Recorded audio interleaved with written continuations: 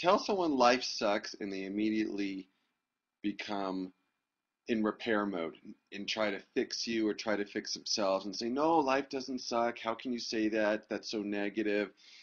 And you're castigated. You feel like, oh, you are an outsider looking into a world that can't be discovered beyond happy, smiley faces. When you embrace that life sucks, stuff goes wrong all the time, things break down, relationships, you get your heart broken, you lose jobs, you have money struggles, the world's at war. People always fight, they gossip, they lie. If you go in with that attitude that life sucks, it's so contradictory to the way we've been conditioned. The way we've been conditioned is be happy. If you, for example, if someone asks how you're doing, usually they don't care. But when they ask how you're doing, the conditioned response is, "Oh, I'm wonderful. I'm great. I'm fabulous. I'm doing well. I'm good. Thanks for asking." I love to say, "Yeah, I'm terrible. Uh, I'm doing really, really horrible." And to see people's reaction, what? Really? What happened? What's wrong? What's the problem? Is there anything I could do to help? It's like we automatically want to fix ourselves. We cannot tolerate being unhappy because we have this expectation that we're supposed to be happy, that life's supposed to be great, that we're supposed to be successful, that we're supposed to have the right job, the right relationship, the right house, the right partner. And this is just not the way life works. So what we do is we spend all our lives rearranging all the puzzle pieces to make us happy, and boom, fall on our face. Boom, get bumped. Boom, get arrows in the heart. Boom, get punched. Get daggers in our back. And then we can't understand why we are not happy. And it's this constant treadmill approach. I need to be happy. Okay, I'm going to be happy. This is what I have to do happy. I'll read this book, or I'll talk to this person, or I'll make this change. So that's the very complex, complicated way of trying to be happy. It's like trying to juggle uh, tennis balls or knives or swords, and every hour someone adds another sword, and you're constantly trying to juggle and make everything work. When you go in to life, it's like going into a movie. The moment someone tells me a movie, this is the greatest movie, it's fantastic, you'll love it, it's amazing, and you think, oh my gosh, I can't wait to see this movie, and your expectations are way up here, and you go in and you see the movie, and you're like, oh my God, that was terrible. But if you go into a movie that let's say your girlfriend, your boyfriend, or your wife or spouse dragged you into, and everyone said this movie stinks, this movie, you're not going to like it, it's dumb, it's corny, it has no plot, the acting's horrible, your expectations are so low that you might actually enjoy the movie. Yeah, it's not going to win Academy Award. You're not going to love it. You probably won't see it again. But the chance of you enjoying it is going to be a lot greater. What shifted? The movie was still the same. What shifted is your intention, attitude, and approach, and expectation, more importantly, before you went in to see this movie. Well, life is the same way. Life sucks. Get used to it. Accept it. There's drama. People are complaining all the time. It's not. It's not a picnic. And do you want to know what the good news is? The good news is we would have it no other way. Why do you think we love the news?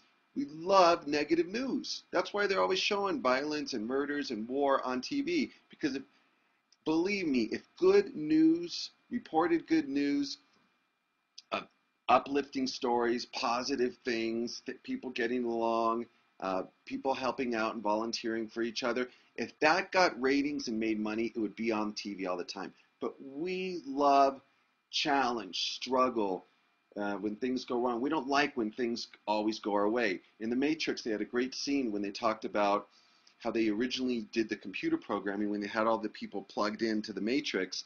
The first program was everything was perfect, smooth, love, peace, happiness, and joy. Everybody got along, and all the pods, all the humans died.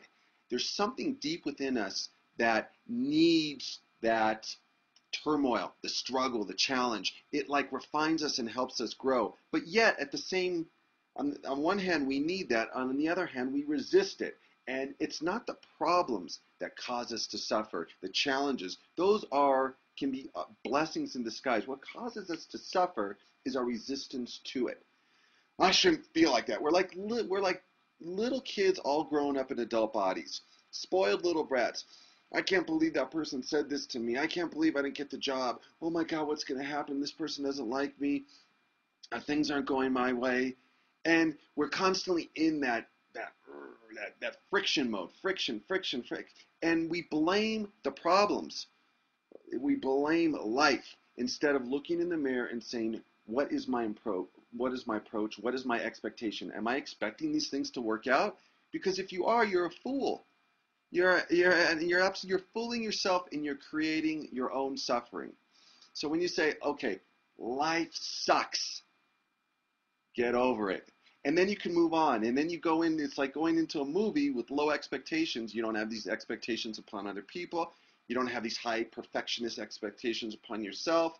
You don't have expectations upon your job. You're not trying to extract your happiness externally, because you realize everything you need resides within. And as within, so without. So most people live their entire lives reverse in a chaotic world where there's continuous problems. And then they can't understand why they're unhappy. And we always think the next carrot, if I could only get this, that will make me happy. And it's this constant walking and bumping into walls. So freedom, liberation, is realizing our true nature, getting centered, and saying, if it's meditation works for you, if it's stillness, just something magical about stillness, just being still and reclaiming your energy and going within. And then you realize, man, despite the chaos outside in the real world, everything's cool, everything's legit, and everything's a-okay. And then you're not reactionary. Right now, most people live their lives reactionary. Oh, this person did this to me. Just constant suffering that's self-created. So, man, that's great news. Life sucks. Life sucks. And in that, you bring different energy to challenges, and when things go wrong, you learn, you grow, you prosper when things go wrong, because when life doesn't go your way, it reveals your true character. It reveals your true nature. It reveals your weaknesses. It reveals your strengths. And it tells you what your homework is. And normally we blame other people, other situations for our unhappiness, instead of saying, I'm unhappy about this. And that is my assignment. That is my homework. I have to do some self-examination, some stillness, meditation, whatever it is, recenter myself, and find out why I am tossed like a reed in the wind based on what happens externally. Oh man, when you know life sucks and that there's just tremendous suffering in the world, you can be at peace because you're loving things as they are. And there's this, you're putting out the fire of resistance. Man, enjoy it. It's a joyride once you get on it, and once you start becoming conscious of how often we are in resistance mode, and we have this false ideal that life is supposed to be grandiose. Life is supposed to make us happy. We're supposed to be successful. We're supposed to be excellent at things we do.